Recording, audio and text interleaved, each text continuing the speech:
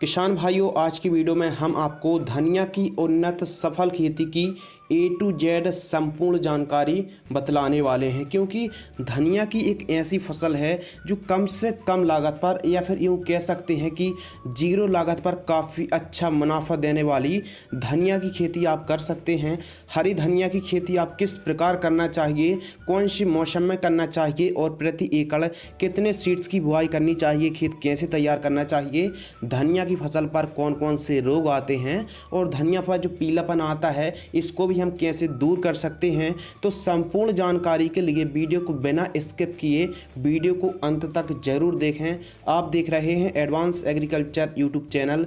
मैं हूं आपका दोस्त शिव कुमार। चलिए शुरू करते हैं। Coriander farming. सबसे पहले बात करते हैं खेत तैयार। किसान मित्रों, खेत तैयार जब आप कर रहे हैं धनिया के लिए तो सबसे पहले आप हल्की गहरी जुताई कराइए कल्टीवेटर से, और जैसे ही आपने कल्टीवेटर चलवा दिया है फिर रोटोवेटर आप मिट्टी को भुरभुरी कराएंगे, खेत को समतल कराएंगे। तो रोटोवेटर को चलवाते समय आप एक बोरी यानी लगभग 40 से 50 किलोग्राम सिंगल सुपर फास्फेट जो फर्टिलाइजर्स खाद आती है पाउडर फॉर्म वाली पूरे खेत में बिखेर दीजिए, या फिर गोबर की खाद हो पकी हुई तो वो भी चलेगी, या फिर वर्मी कंपोस्ट है तो आप इन खादों का प्रयोग जब खेत तैयार कर रहे हैं उस समय प्रयोग कर सकते हैं। और रोटोवेटर से खेत को समतल करा लीजिए और उसके बाद आप बुआई करके सिंचाई कर दीजिए। अब बात आती है कि एक एकड़ में हमको कितना किलोग्राम बीज लग जाता है, यानी पर एकड़ सीड्स रिक्वायरमेंट कितनी होती है। तो यदि आप हाइब्रिड वैरायटी को लगा रहे हैं, बुआई कर रहे हैं, तो एक एकड़ में लगभग 5 से 6 किलोग्राम प्रति एकड़ की दर से हाइब्रिड सीड्स की आवश्यकता पड़ती है। यदि आप गर्मियों पर कर रहे हैं, बरसात पर कर रहे हैं, ठंडी पर कर रहे हैं तो प्रति एकड़ की जो क्वांटिटी है, मात्रा है, थोड़ा सा कम या फिर ज़्यादा भी हो सकती है, लेकिन एक्यूरेट 5 से 6 किलोग्राम पर्याप्त होती है एक एकड़ के लिए।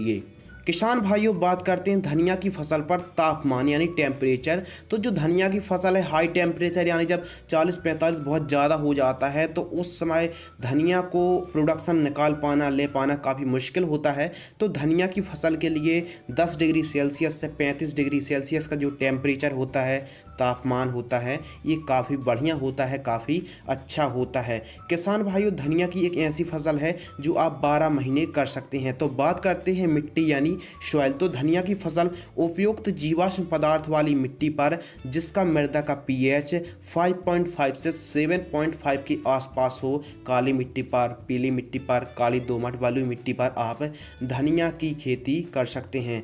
बात करते हैं उन्नत समय। तो हमारे किसान भाइयों को हम बता दें कि धनिया की एक ऐसी फसल है जो 12 महीने आप धनिया की खेती कर सकते हैं, क्योंकि हम लोग तो 12 महीने धनिया की खेती को उगाते हैं। लेकिन आपको एक बात याद रखना है, यदि आप बरसात के दिनों पर धनिया को उगा रहे हैं तो ऐसे खेतों पर बिल्कुल भी धनिया की बुआई ना करें जहां बरसात होने के बाद खेतों पर पानी भर जाता है। यानी उत्तम जल निकास वाले खेतों पर ही स्पेशल बरसात की धनिया की खेती करना चाहिए। बात करते हैं उन्नत समय। तो गर्मियों के लिए आप फरवरी मार्च पर खेती कर सकते हैं, ठंड के लिए आप अक्टूबर नवंबर महीने पर बुआई कर सकते हैं, और बरसात के लिए आप जून जुलाई के आसपास के महीनों पर बुआई कर सकते हैं। ठंड की यह बहुत ही अच्छी फसल होती है और ठंड पर बहुत ही जल्दी आ जाती है, लेकिन ठंड के दिनों पर हमारे किसान भाइयों को पता है कि रेट कम मिलता है, इसलिए आप अर्ली या फिर लेट फार्मिंग कर सकते हैं। यदि आप गर्मियों के दिनों पर बुआई कर रहे हैं तो स्पेशल अधिक सिंचाई की आवश्यकता होती है, और अधिक से अधिक हमको रेट और प्रोडक्शन अधिक से अधिक हमको गर्मियों के दिनों पर रेट मिलता है, क्योंकि गर्मियों के दिनों पर धनिया की अधिक डिमांड होती है। बात करते हैं बुआई के समय खाद। तो किसान भाइयों, बुआई के समय आपको कोई भी खाद का इस्तेमाल नहीं करना है। बात करते हैं सिंचाई। तो धनिया की फसल पर सिंचाई की स्पेशल ज़रूरत पड़ती है। स्पेशल गर्मियों के दिनों पर अधिक सिंचाई की आवश्यकता पड़ती है, लेकिन बेसिक देखा जाए तो गर्मियों के दिनों पर 3 से 4 दिनों के अंतराल पर हमको आवश्यकता अनुसार सिंचाई करना चाहिए, और वहीं ठंड के दिनों पर हमको 6 से 7 दिनों के अंतराल पर सिंचाई करना चाहिए। बात करते हैं खाद का शेड्यूल। तो धनिया की फसल पर केवल और केवल एक खाद काफ़ी होती है, यानी जब हमने धनिया की बुआई कर दी तो लगभग 15 से 20 दिन की जब हमारी धनिया की फसल होती, 20-22 दिन की होती है, तो हमको 20 किलोग्राम यूरिया और हो सके तो 2 किलोग्राम माइक्रो न्यूट्रिएंट और 1 किलोग्राम NPK घुलनशील खाद 19-19-19 इन तीनों को मिक्स करके केवल एक बार जब आपकी धनिया की फसल 20-22 दिन की होती है तो इन तीनों कॉम्बिनेशन को इकट्ठा करके आप जड़ों के पास देकर सिंचाई कर दीजिए। आपकी धनिया पर ना कोई पीलापन रोग आएगा और अधिक से अधिक प्रोडक्शन होगा।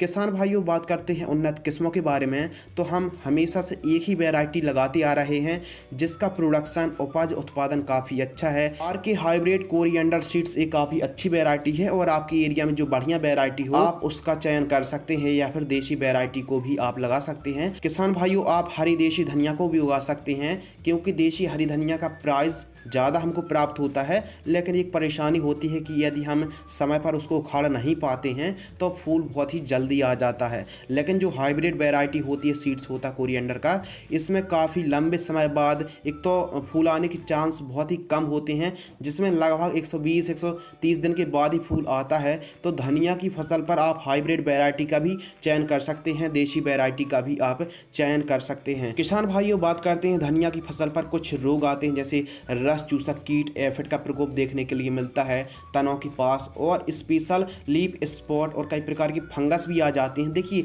आते तो नहीं हैं, लेकिन यदि आप धनिया की खेती कर रहे हैं और फंगस आ जाती हैं तो ऐसी कंडीशन में आपको क्या स्प्रे करना चाहिए, कृपया ध्यान से सुनिए।